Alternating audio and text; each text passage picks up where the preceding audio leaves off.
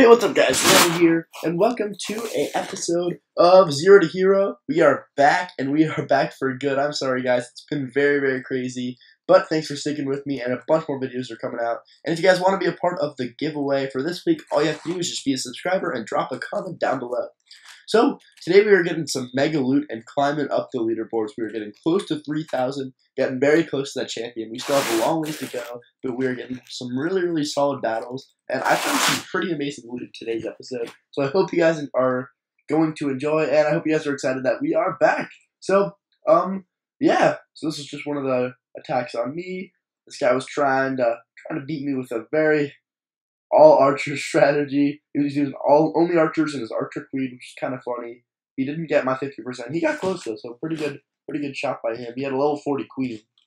Probably could have played a little bit better by taking out some of the outside buildings a little bit easier, but still, it's a tough thing to do, only archers, especially with my mortars being in a pretty protected area, spread out around the base. So it's kind of hard for Barch to get all the buildings. And then there goes the archer queen, and she's not going to be able to finish that off. And she did.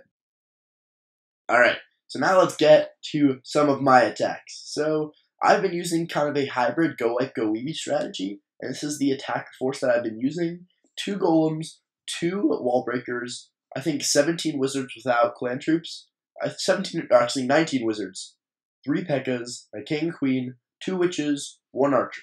So that's my army comp then. And either 1 raid, 1 jump, or 2 raids, 2 jumps, stuff like that. So let's just watch some of the raids, because I got some pretty nice battles.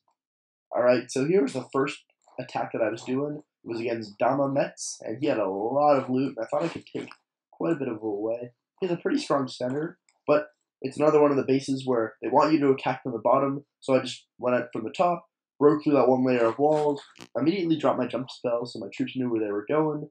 My golems plan out in the front, they're taking a lot of heavy fire, but my jump spell is going through both layers of the inside of the base. Now I send out my archer queen, my witches, and wizards, and they're going to do the most damage. My troops are going right towards the middle of the base already. This guy has a few clan troops coming out. I'm going to drop a freeze on the Inferno and Expo and try to lightning and get rid of them. Drag into my clan castle and a few wizards come out to do some more damage. Queen's already aggroed on all the middle of the building, so definitely going to be at least a 2-star. But a lot of the troops went really, really nicely into this building. And my witches are doing a pretty good job circulating the base. Looking like everything's doing a pretty good job of staying alive and getting hit. My Barbarian King's doing a great job taking a lot of damage. And there you see all of his Teslas were at the bottom of the base. So that's why he really wanted people to attack from the bottom, because it looks like an easier way up. And that's where all his firepower from the Teslas to take out his P.E.K.K.A. from the go wipe. But I attacked from the top, which let my P.E.K.K.A.s do the most damage they could. So now it's just witches, wizards, and my archer queen following my 2 golems that are left. And it's going to be all good because the Teslas do a lot of damage, but not nearly as much on my raid when they're just focused on the golems. So everything's following, going to speed it up, because fortunately my wizards and witches are going to be enough to take out the remainder of this base and get the first 3-star raid of the video. I really like this strategy. I think it's pretty good. But if you guys have a combo that you think I should use for a serious trophy pushing, like a go wipe or go weeby hybrid, because I know there's a lot of different ones being used right now, and if you guys want to drop a comment down below, tell me what you think the best strategy is. I would love to test that in the next video. So we got 449,000 gold plus that 100,000 loot bonus, so huge gold raid and 28 trophies was a nice start. Let's get to raid number 2. Alright, so for our next battle, I found just an abandoned base, and I could not turn this down. It didn't have all the trophies, but just no expos, no Inferno towers, and 350 each. You can't turn a base like this down. Just too much loot to give up. So I just dropped my golems in the front, let them get aggroed on some damage. My wizards are following. There goes my P.E.K.K.A.s. My king and queen are coming out. Then the witches when they're protected. And then that's just all hell's gonna break loose for this base, because really nothing can stop my troops, because the only thing I really have to worry about are the Teslas. The Teslas go up pretty quickly.